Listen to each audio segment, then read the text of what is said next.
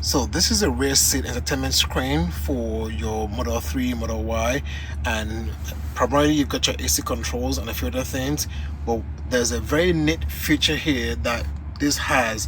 When you go to this seat menu, there's an option to turn on the seat massage. Now you may be wondering, well, Model 3, Model Ys don't have seat massages, but with this here, this actually does activate seat massage primarily in the driver's seat. It uses the lumbar support and it pulses it up and down, in and out to simulate a massage for your back.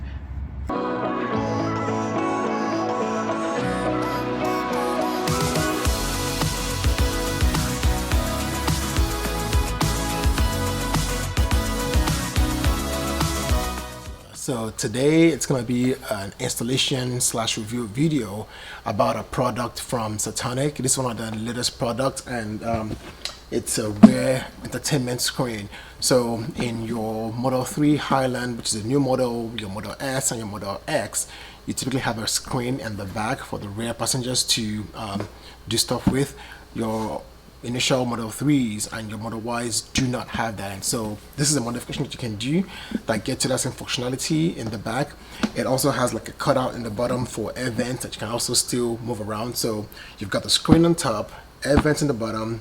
You still have your ports for your USB-Cs, on 2 USB-C ports. So basically you don't lose the functionality of what you have right now in that rear screen. So again, this is from Satonic, and it's an 8.66 wide screen. It's got Bluetooth, Wi-Fi, it's compatible with Model 3 and Model Y. So we're going to be installing this, and I'm going to be showing you basically the steps involved in doing that, and also functionality of how well does it work. I've worked with Satonic on a few things, so if you're going to order anything from them, I do have a discount code that you can use. It's TIT20, and that gives you a discount on anything you're ordering from that site. I'm going to have a link in the description for you to look at, and so also if you're not subscribed, don't forget to hit the button and do that, so you can be aware when we have videos like this where we do installation of things like this. So I'm going to talk about this product a little bit more here, and then we'll jump into the installation and see how it goes.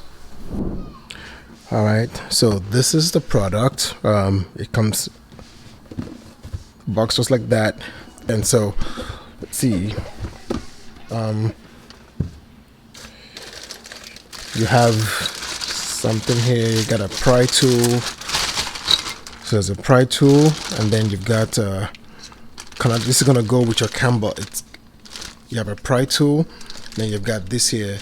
This is basically going to plug into the CAN bus of the car, probably on the rear screen, on the rear side, and then we'll see where all of this else connects to. There seems to be some other things here, and then you got like a USB-A to USB-C adapter here. So now let's look into this.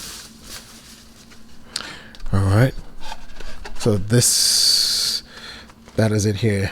You got a screen. There's some buttons under here. I see fan. I see something for heater. Looks like the seats, music, apps. I mean, we'll see when it's all that. And then you've got like a USB-C port here. See your air vents. And then behind that, this will go to the air source in the back. And then there's this connector here.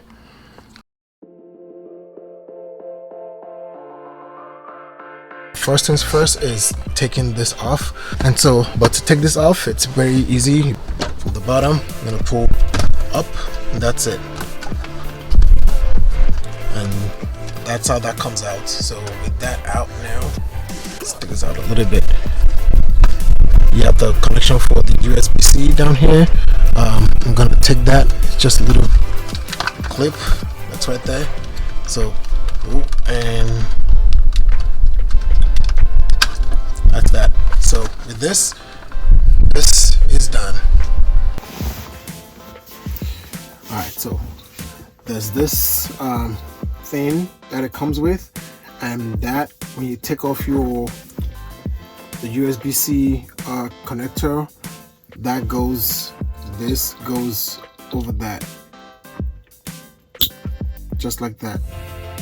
Most likely this is just to probably just keep this plugged in so your car doesn't think there's an issue with that connection there, since it's just now not connected. So that's it. That's all you need to do with that.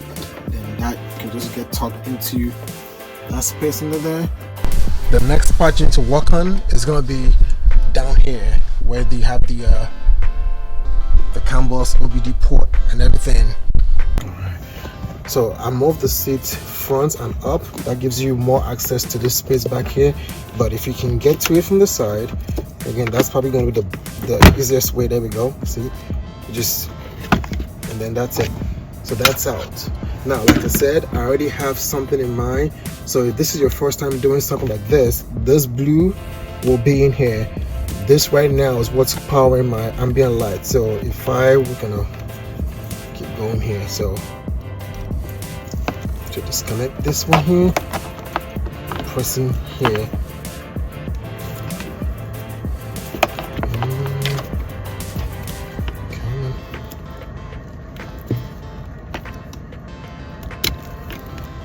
I can see my light shut off. So if you are coming straight first for the first time, this is what you have, this into this. You can always piggyback these things. I don't know how much you can do, but that's probably what I'm going to do over here. This is the only part that needs to be up, so we're going to try to see how we can get it to go through here. I've got a lot of things in that space already, so it's not, I don't have much room. I might be better on this side.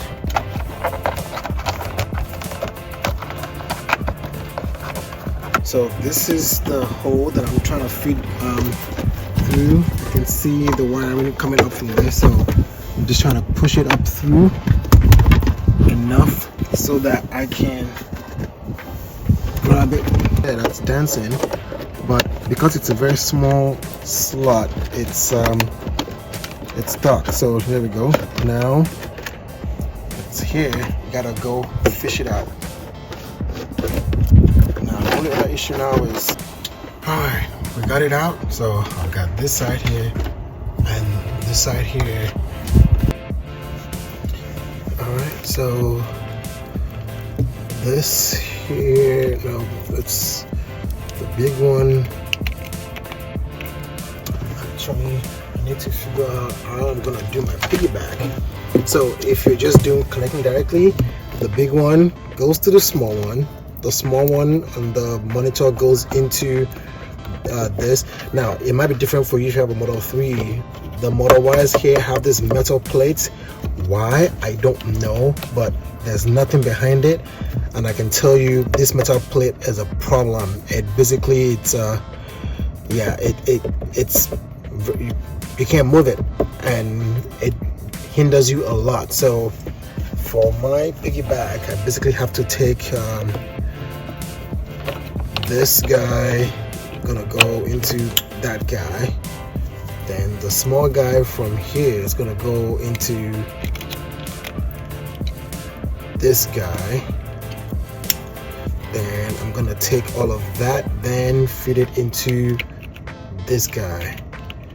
So I've got some serious piggybacking going on here. And okay, my lights came on, that's good. So I've got things syncing. One of the wires that I have here with this ends, that's gonna go to the passenger side to control the seat, right? And I'll show you one way you can make that be seamless. On the side here, there's a little slot. Zoom in. If I push that line, there's a space in there. That space comes out on the other side of the seat, on this side. So what I'm gonna do is just take the wire, we're gonna tuck it in through that slot under there. Alright, so this is the monitor here. So there we go. In the back of the screen, there's a port here where this goes into, and then you have this other piece that goes into this wiring. So let's go. See now, we don't have much room here to work this in. Okay, and the flip side is on top. So it's gonna see you probably.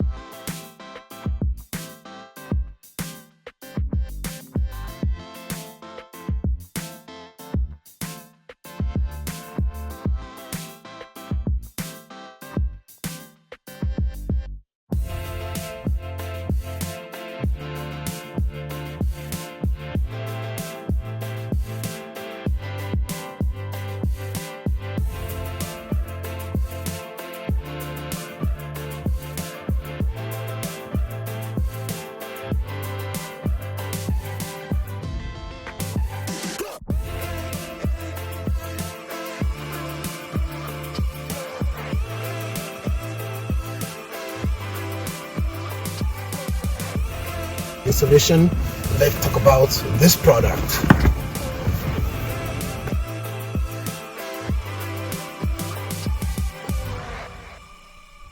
All right, so this is the product now once it's installed. So I'm just going to go through what the screen looks like and just walk you through some of the settings that we see on here. So right now you've got, I'm on the AC screen. There are a few buttons in the bottom. You've got AC, seat heater. I'm just going to click on them. Seat heater, seat control, music, apps, video, and settings. Those are your main options that you have on the screen. So you just start from the top, and then you've got at the top here, you've got your home, your windows, hide the menu. That's right, to bring it back down, your time, and then your icons in back. This is based on an Android platform, and so a lot of what you see here is going to be similar to Android functionality. So on this AC screen, you've got this thing here. You've got like a power button and auto. Even though it says off, I can feel the air blowing in it from the vents right now, but I'm going to turn that on. Now, this is the only part that I would say I've not quite figured out as to why, or there's a lag here, is when I hit in this power, I'm not getting anything. But if I hit auto, usually that will, there we go. Now it responds.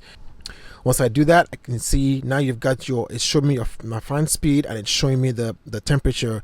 The car actually says 70 degrees. This is showing 69.8, so pretty close. I guess this is able to like get a more accurate measurement. And so you can adjust the fan speed down here, and you probably hear the fan. So I'm going to turn all the way up to 10. And so you can probably hear the fan kicking in. I'm gonna bring this down here so it's not too noisy, and you see go now. Now when you change the speed here, it changes the whole car. It doesn't just change the back. Like there's no separate fan speed for the back, so it changes the whole car. If I do the temperature here, this is making it warmer. Again, the whole car gets warm also, or it can bring it down and make it cooler. When I change the temperature down here, it does change the temperature. You can feel it get cooler, but the front doesn't change. It still says 70 that I set it to. Now on down here you have a few things. There's this first one that says anion. I'm not sure what that means. When I turn it on, don't really see anything that changes, so I don't know what it is. But you've got your regular modes like keep, dog, camp, and child lock. Child lock basically locks the screen, so now I can't make any more changes here. I can't turn anything off. It only locks the screen on this view. I can still do everything else, but on the ASU screen is where it gets locked. If you find this on, if you turn this on by chance and you don't know how to turn it back off, click child lock again. The code is 8687, and now you have controls again on the screen. But so that's it here on the ASU screen. Again, you can control the speed, the temperature, and what mode that you want to set it to. Now let's go to seat heaters. This seat heater is basically what it says. You can control the seat heater for any of the 5 seats in the car. You can turn them all on or turn on a specific one. You can also use the button to do close all, which means basically turn off all and everything shuts off. I did a timer test on this, because when you turn it on, it does shut off after some time. It doesn't stay on until you turn it off.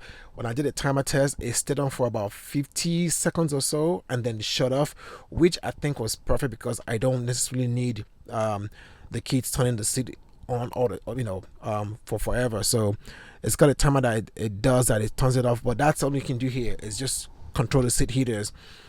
This here is an interesting view. So here I've got this option here to turn on seat massage. It's got 2 levels on the driver and passenger side.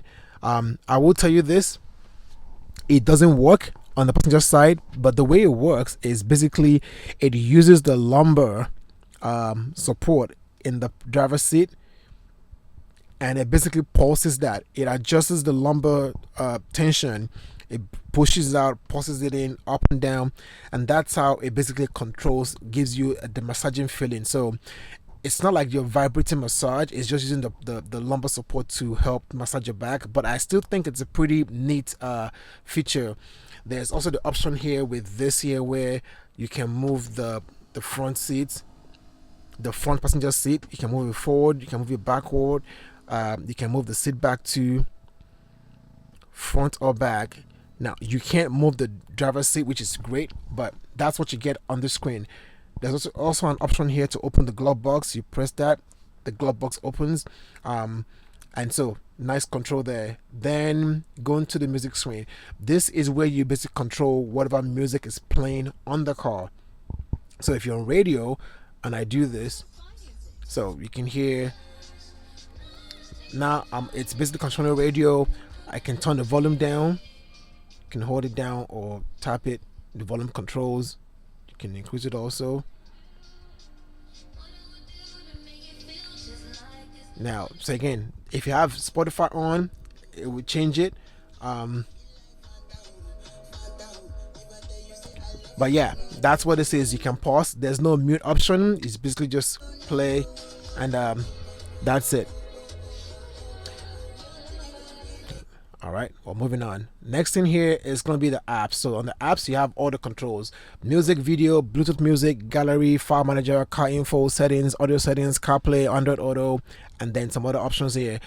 This is for if you have music loaded on a USB drive or something else, then you can play from there. This has speakers built into it right behind these air vents. There's speakers behind it, and so you're actually hearing the sound now coming from the speakers, and so that's that. Then also, if you have video loaded on a USB drive, you can also play that. It actually has a very crisp, nice 4K view. So this is it playing one of the loaded videos by default, again out of the speakers from there. Then if you want to, if you have a Bluetooth device connected and want to play music through that, you have that option there. If you want to look at pictures or just have a screen slideshow going, you have that too. File manager, because this is Android based, it shows you basically your internal storage and you can control things from there. Then you have the car info, that's just basically more information. This top here says router settings. It basically means your drive, like if you're right hand drive or left hand drive, so you can choose based on your country, your location, what that is, your temperature settings, Celsius or Fahrenheit, your view for time, 24 or 12 hours. and about just tells you information about the device. Then you've got settings, which is basically your Android settings. You've got your Wi-Fi. So if you're trying to set up your Wi-Fi, which this would need, if you're going to use this on the road, you have to have Wi-Fi connection. So you probably have to connect to your mobile phone's hotspot for internet if you're not home or in a Wi-Fi setting. But to do that, you have the settings here for Wi-Fi. You can go to Wi-Fi. You have Bluetooth. You can adjust your audio volume, maximum audio volume settings here. A lot of things in here that you can do, but this is your main settings: backplay, display brightness, kind of a thing. That's that. And then audio settings is basically more of your equalizer settings. That will be more for your videos and the music you're playing through this, not for the one in the car. It doesn't control the car audio settings. Now, if you connect an iPhone to this, I did this before. Once I connected my iPhone, CarPlay loaded. Now, I wish there was a way to mirror this screen to the main screen so I could use CarPlay. But yes, this does have CarPlay, and it works pretty good. Same thing with Android Auto. I don't have an Android phone, so actually I have one, but I didn't test that. You have a Chrome browser, which is a full browser, and it works just as good as a regular browser. I'm at home right now on Wi-Fi, so I've already got it connected, so it works. Like I said, if you do it based on your cell phone tethering, it will also do the same thing. You also have the option then for other things like Google Play Store to download and install apps. Also, if you want to be able to watch YouTube, I did install YouTube Kids because I've got little kids, but you've got full YouTube up there. And then I have YouTube Kids, like I said, and as long as you have internet connection, it works pretty good. You might probably want to connect headphones. You can connect Bluetooth headphones to this. You might want to, actually, perfect segue. Right here is where you can do all that stuff here. So if you have a device in Bluetooth connection mode, it will show up here. You can connect to it. Adjust, control your connections at device, move device. That will do it from there. And again, that will work good if you have little kids that you want to have them use their headphones. You have Netflix also, and you have TikTok. I wasn't able to log into my Netflix. I'm not sure why. It kept telling me password incorrect, even though I was able to log in on the same credentials from another device. But that's what you have on that screen. And then on the video screen is just more of a shortcut to your Netflix video, YouTube, TikTok, and your local video on USB drive. Then you have settings, which is just about the same thing we saw previously, where you can adjust if it's left hand drive, temperature, hour, and everything. But that's about it. And then if you hit home, it takes you back to whatever screen you were on from this main from this bottom view. This will basically show you all your open windows, and you can choose to close them one at a time or just get rid of everything. You can close that to close the menu, swipe back down to bring it down. You also have to swipe down to show you your Wi-Fi, Bluetooth, car settings, sound settings, optimize, and you can close the screen, which basically means shut off the screen. This icons in the bottom stay lit up in that case, but then you tap it and it comes back, and then you've got your, like I said, Bluetooth, GPS, Wi-Fi signal, and things. So really nice. You've got your air vents in the back, in the bottom here. Let's see if I can get into that view. The screen brightness, so let me do this. If I close screen, there we go. You've got your air vents down here.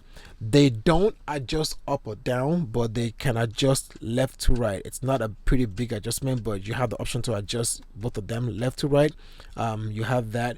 You also have your USB C connections here. This is USB C data, USB C power. They're both charged, but if you want to do like your CarPlay, for example, you want to use the data side.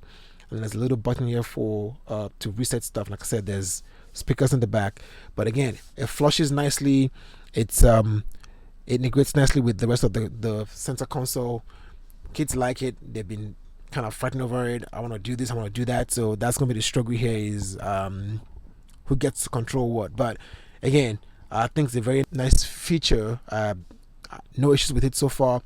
If I close the doors, it shuts off right away. The screen shuts off first, and then this view shut off, which I'm going to show what that looks like. So front door's closed. I'm going to close the back door now. There we go. The screen is off. If you give it a few more seconds, you're going to see those buttons in the bottom there will also shut off.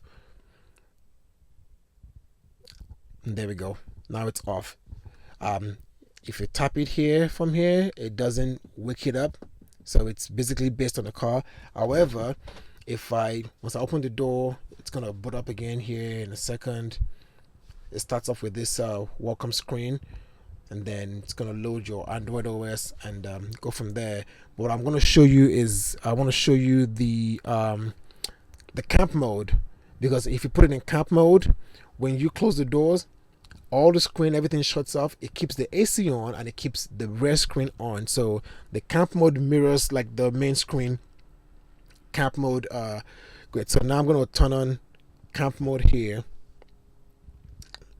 So now I've got camp mode on. I'm going to close the door that I'm here now. So if you look up right above it, you can see the main screen is off, but this screen is still on, and you also can see it's still blowing air. And so yeah, I can feel the air, and I can do everything while I'm back here with that camp mode still on. So everything else shut off, even my ambient lights, everything shut off, but this screen stayed on. Now you can't turn it off because until somebody else comes in. And then if I turn off camp mode now and then I close the door, everything now goes up. So very nice and very neat implementation here. Highly recommend it. It's a newer one with the 8.66 inch, so it's pretty widescreen. All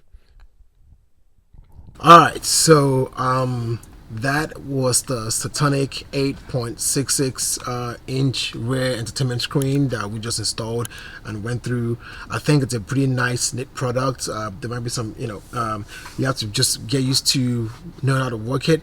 And like I said, there might be some improvements that can be made on the AC control screen, but I believe this is the newest version, so there's probably room for improvements that will be pushed out over the air over time. But again, I think if you're looking for something for your rear passengers, kids, or ride share, you want to have something to entertain people in the back, definitely a good option to have in there. Again, you can do your music, your audio, your seat heaters, AC. So hopefully this has been useful. If you have any questions, feel free to put them in the comments. Let me know your feedback. Again, I think it's a very nice, simple, seamless installation.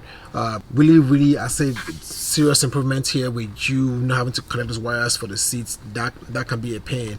But yeah, questions, please feel free to put in the comments. Let me know. Happy to support however I can. And if you're not subscribed, as always, don't forget to do that. Thank you for being here, and we'll see you next time.